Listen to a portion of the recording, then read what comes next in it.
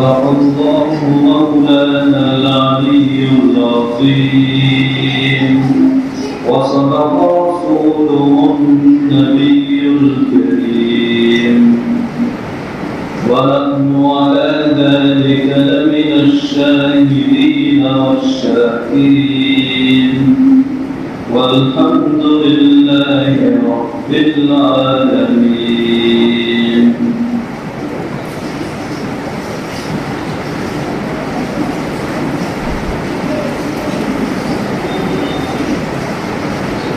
کوئی فرد ہو یا مستقل ایک معاشرہ ہو، انفرادی شکل میں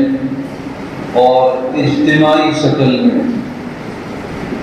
صحیح معنوں میں کامیابی اس وقت حاصل ہوتی ہے جبکہ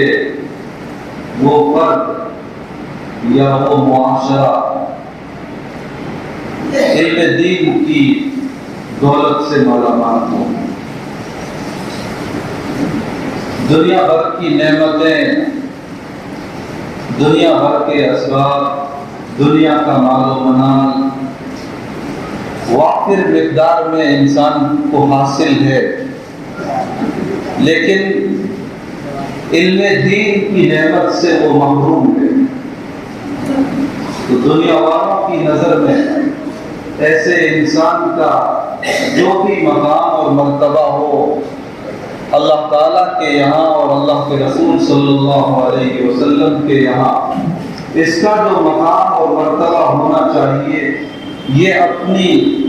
موجودہ کنڈیشن میں اللہ کے یہاں اور رسول اللہ صلی اللہ علیہ وسلم کے یہاں وہ مقام حاصل نہیں کر سکتا۔ اللہ کی نظر میں اور اللہ کے رسول صلی اللہ علیہ وسلم کی نظر میں ایک مومن کامیاب جبھی سمجھا جاتا ہے جبکہ وہ صحیح معنوں میں دین و شریعت کے مطابق اپنی زندگی گزارنے والا ہو، اور دین و شریعت کے مطابق کما حق کرو انسان زندگی جبھی گزار سکتا ہے جب اس کے پاس دین کا علم ہو، قرآن کا علم ہو، حدیث کا علم ہو، وہ ہر کام میں یہ سمجھتا ہو، یہ جانتا ہو کہ یہ کام میرے لیے جائز بھی ہے یا ناجائز ہے۔ اگر جائز ہے تو پھر اللہ تعالیٰ نے اور اللہ کے رسول صلی اللہ علیہ وسلم نے اس کام کو کس طرح کرنے کا حکم دیا ہے اور اس کام کی کس نوعیت کو پسند فرمایا ہے۔ یہ چیزیں باریکی کے ساتھ ایک انسان جبھی حاصل کر سکتا ہے جبکہ اس نے دین کا علم حاصل کرنے کے لیے بھی اپنے وقت کی قربانی دی ہو۔ دنیا کو اور دنیا کے مال و متاع کو حاصل کرنے کے واسطے انسان اپنی پوری زندگی لگا دیتا ہے، کیا دن اور کیا رات، کیا صبح اور کیا شام، آرام بے آرامی، ان سب چیزوں کو بھلا کر دنیا کا حریص ایک آدمی اپنا سب کچھ اس دنیا کو حاصل کرنے کے پیچھے داؤ پر لگا دیتا ہے، جبکہ ہونا یہ چاہیے کہ انسان کی توجہ اس دنیا کی طرف کم ہوتی اور دنیا کے مقابلے آخرت کی طرف زیادہ ہوتی۔ اس کا وقت دنیا حاصل کرنے کے پیچھے بقدر ضرورت صرف ہوتا اور آخرت کو بنانے اور اس کی تیاری کرنے کے لیے اس کے وقت کا زیادہ سے زیادہ حصہ استعمال میں آتا۔ لہذا ہم سب کی ذمہ داری بنتی ہے کہ ہم خود بھی علم دین حاصل کریں اور اپنی اولاد کو، چاہے وہ بچے ہوں اور چاہے وہ بچیاں ہوں، ان کو بھی دینی تعلیم سے آراستہ کرنے کی پورے طور پر فکر فرمائیں۔ حدیث میں جناب رسول اللہ صلی اللہ علیہ وسلم کا ارشاد گرامی ہے کہ ایک مسلمان اپنی اولاد کو سب سے بڑا جو تحفہ دے سکتا ہے وہ یہ ہے کہ وہ اپنی اولاد کی اچھی طرح تربیت کرتے. دینی خطوط پر جو انسان اپنی اولاد کی تربیت کا فریضہ انجام دے دیتا ہے تو اللہ کے رسول صلی اللہ علیہ وسلم کے ارشاد کے مطابق اپنی اولاد کو سب سے اچھا تحفہ دے دیتا ہے. اور سچی بات یہ ہے کہ جو لوگ اپنی اولاد کی دینی تعلیم و تربیت کی فکر کرتے ہیں اور انہیں دینی تعلیم دلواتے بھی ہیں ان کی دنیا کی زندگی بھی سکون سے گزرتی ہے. کیوں؟ اس لیے کہ وہ اولاد سمجھتی ہے کہ والدین کا مقام کیا ہے, والدین کے حقوق کیا ہیں, ان کی اطاعت پر, ان کی فرما برداری پر, ان کی خدمت پر مجھے اللہ تعالیٰ کے یہاں کیا کچھ ملنے والا ہے, میرے اس عمل پر اللہ کے رسول صلی اللہ علیہ وسلم مجھ سے کتنا زیادہ خوش ہوں گے,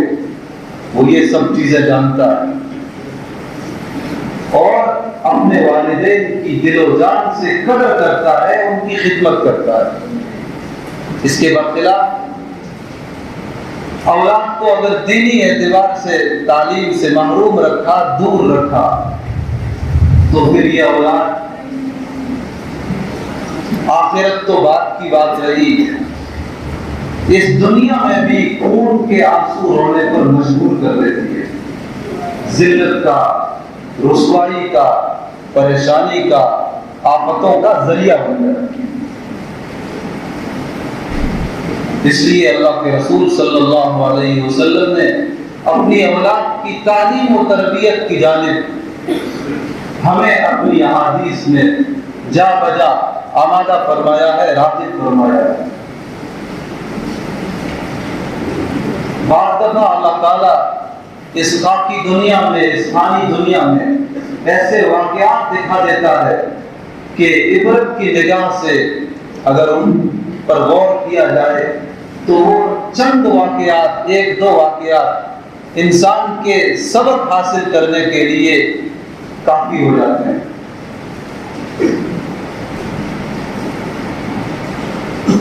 دارالعلوم دیوبند میں حضرت مولانا ارشاد صاحب قاسمی رحمۃ اللہ علیہ اپنے زمانے کے مشہور مبلغ گزرے ہیں.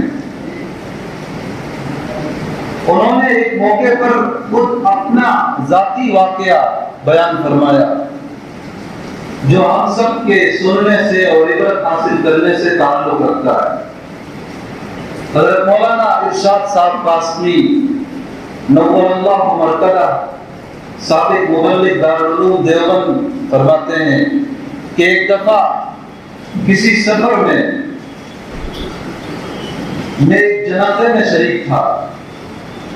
نماز جنازہ کے مان بعد مجھے کسی فوری ضرورت سے نکلنا تھا, اس لیے اتفاق کی بات یہ ہے کہ نماز جنازہ کے فوراً بعد سب سے پہلے اس مجمع سے میں ہی پیچھے کی جانب گیا. جب میں مجمع سے ہٹ کر پیچھے کی جانب گیا تو میں نے دیکھا کہ ایک شخص کھڑا ہے, پینٹ شرٹ میں ملبوس ہے. حضرت مولانا فرماتے ہیں کہ شروع میں تو مجھے یہ خیال ہوا کہ شاید مسلمان نہیں ہے, کسی اور مذہب اور دھرم سے تعلق رکھنے والا ہے اور میت سے یا میت کے رشتہ داروں سے تعلق محبت رکھنے والوں میں ہوگا, تعلق اور محبت میں یہاں چلا آیا ہوگا. لیکن دل میں ایک خلش تھی, اس لیے میں نے آخر پوچھ ہی لیا کہ آپ یہاں کیوں کھڑے ہیں اور کیا آپ کی اس میت کے ساتھ کسی بھی طرح کی دور قریب کی کوئی رشتہ داری ہے. تو اب پینٹ شرٹ میں ملبوس اس نوجوان نے جو جواب دیا وہ ہم سب کی آنکھیں کھول دینے کے لیے کافی ہے. اس نے کہا دور قریب کی رشتہ داری کا کیا سوال، میں اس مرنے والے کا سگا بیٹا ہوں۔ حضرت مولانا فرماتے ہیں مجھے بڑا رنج ہوا، بڑا صدمہ ہوا، بڑا تعجب ہوا کہ باپ کا انتقال ہوا ہے اور بیٹا نماز جنازہ سے محروم دور ایک طرف کھڑا ہے۔ تو پوچھا بیٹے باپ کی نماز جنازہ میں شرکت کر لیتے، سب سے ہٹ کر ایک طرف کیوں کھڑے ہو؟ تو اس بیٹے کا جواب یہ تھا کہ میں نے یہ سنا ہے کہ جو لوگ مسجد میں یا کسی اور مقام پر نماز کے لیے جاتے ہیں اور جب وہ نماز میں مشغول ہو جاتے ہیں تو ان کے چپل بعض دفعہ چوری ہو جاتے ہیں، اٹھا لیے جاتے ہیں۔ میں نے بہترین قسم کا جوتا پہنا ہوا ہے، مجھے یہ ڈر تھا کہ کہیں میں نماز جنازہ میں مشغول ہو گیا تو خدا نہ خواستہ میرے چپل کی کوئی، میرے یہ جوتے بھی کوئی اٹھانا لے جائے، کوئی چرانا لے۔ اب عرض کرنے کی بات یہ ہے کہ اس میت نے، اس جانے والے انسان نے اپنے اس بیٹے کو دنیاوی اعتبار سے بڑی اعلیٰ تعلیم دلوائی تھی۔ وہ انجینئر بھی تھا، ڈاکٹر بھی تھا، اور بھی نہ جانے کون کون سے دنیاوی علوم اور فنون اس باپ نے اسے دلوائے تھے، حاصل کروائے تھے۔ اپنی قیمتی دولت دنیاوی علوم اور فنون سے اسے آراستہ کرنے کی خاطر لگا دی تھی، لیکن کمی یہ رہی کہ دینی تعلیم نہیں دلوائی۔ جب نہیں دلوائی تو حال یہ ہے کہ باپ جب دنیا سے جا رہا ہے تو بیٹے کو نماز جنازہ کی فکر نہیں ہے، باپ کے لیے دعائے مغفرت کی فکر نہیں ہے، ایصال ثواب کا کوئی تصور تک نہیں ہے۔ بیٹے کو اگر فکر ہے تو اپنے جوتوں کی فکر ہے۔ جب زندگی میں دین کا علم نہیں ہوتا، ساری زندگی دنیا کی نسبت پر لگ جاتی ہے، تو پھر انسان آخرت سے، دین سے، دینداری سے، نماز روزے سے، اللہ کے احکامات سے، رسول اللہ صلی اللہ علیہ وسلم کی سنتوں سے اتنا دور ہو جاتا ہے، اتنا دور ہو جاتا ہے کہ اسے جوتوں جیسی حقیر چیز جس کی دین کے مقابلے میں کوئی وقت نہیں، کوئی اہمیت نہیں، لیکن وہ اپنی جہالت کی وجہ سے، اپنی غفلت کی وجہ سے دینی امور پر جوتوں جیسی حقیر چیز کو ترجیح دینے لگتا ہے، اور جوتوں جیسی چیز کے تحفظ میں نماز جیسی اہم عبادت کو قربان کر دیتا ہے۔ یہ واقعہ بظاہر ایک معمولی سا واقعہ ہے، لیکن اگر اس پر غور کیا جائے تو یہ بات کھل کر سامنے آتی ہے کہ یہ واقعہ کسی ایک شہر کا نہیں،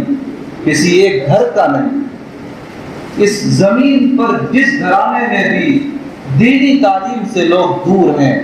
کم و بیش ہر گھرانے کو اس طرح کے تکلیف دہ واقعات سے گزرنا پڑتا ہے۔ اگر ہم یہ چاہتے ہوں کہ ہماری دنیا بھی بن جائے، ہماری قبر بھی بن جائے اور ہماری حشر بھی بن جائے، تو ہمیں سب سے پہلی فرصت میں یہ فیصلہ لینا ہوگا کہ اللہ تعالیٰ نے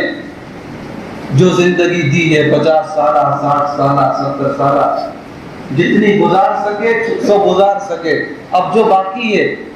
اس زندگی کا کچھ نہ کچھ حصہ اللہ کے دین کو سیکھنے کے لیے ہمیں خرچ کرنا ہے۔ اور دوسرے نمبر پر یہ فیصلہ لینا ہے کہ ہمیں اپنی اولاد کو دینی تعلیم ضرور دلوانی۔ اللہ تعالیٰ ہم سب کو اس کار خیر کے لیے توفیق قبول فرمائے، اور بے دینی سے، جہالت کی زندگی سے ہم سب کی مکمل طور پر حفاظت فرمائے۔ آج معاشرے میں جو بگاڑ ہے اس کی بنیادی وجہ اگر دیکھی جائے تو یہی ہے کہ علم دین کی طرف کوئی توجہ نہیں، ہر وقت دنیا کی فکر ہے۔ چھوٹے چھوٹے بچے سبق سنانے کے بعد کہتے ہیں چھٹی کر دیجیے، جب پوچھا جاتا ہے کیا ضرورت ہے تو جواب یہ ملتا ہے کہ امی نے کہا تھا پورا کام کروانا ہے، کوئی شکوانی ہے، یا کوئی اور کام کروانا ہے، فیکٹری میں جانا ہے۔ چھوٹے چھوٹے بچوں سے اس عمر میں اتنا زیادہ کام لینا کہ وہ اپنی تعلیم کو چھوڑ کر کام کی فکر میں اس عمر میں لگ جائیں، یہ ایک سوچنے کا پہلو ہے، غور کرنے کا پہلو ہے۔ اگر کسی کے یہاں حالات کی تنگی زیادہ ہے تو وہ مجبوری میں کچھ نہ کچھ وقت اپنے بچوں سے کاروبار کے لیے دے سکتا ہے، لیکن اتنا زیادہ بچوں کو اس کام میں، دنیا کے کام میں لگا دینا کہ انہیں دینی تعلیم کے دوران بھی، مکتب اور مسجد اور مدرسے کے دوران بھی اپنے گھر کی اور کام کاج کی فکر لگی رہے، تو یہ ایک ایسا واقعہ ہے، ایک ایسا معاملہ ہے، ایک ایسی صورتحال ہے جو بچوں کے ذہن و دماغ پر بہت برا اثر ڈالتی ہے، اور جس پختگی کے ساتھ، جس مضبوطی کے ساتھ انہیں تعلیم حاصل کرنی چاہیے، وہ تعلیم اس پختگی اور اس مضبوطی کے ساتھ حاصل بھی نہیں کر پاتے۔ کیوں؟ اس لیے کہ کسی بھی چیز میں پختگی اور مضبوطی جبھی حاصل ہوگی جب انسان کا جسم اور اس کا دل و دماغ دونوں اس کام میں مکمل طور پر لگا ہوا۔ یہ نہیں کہ ہم یہاں بیٹھے ہیں اور ہمارا دل و دماغ بازاروں میں ہے، گھروں میں ہے، تو پھر تو چاہے عبادت ہو یا تعلیم ہو، کسی بھی عمل کا صحیح معنوں میں فائدہ نہیں ہو سکتا۔ آدمی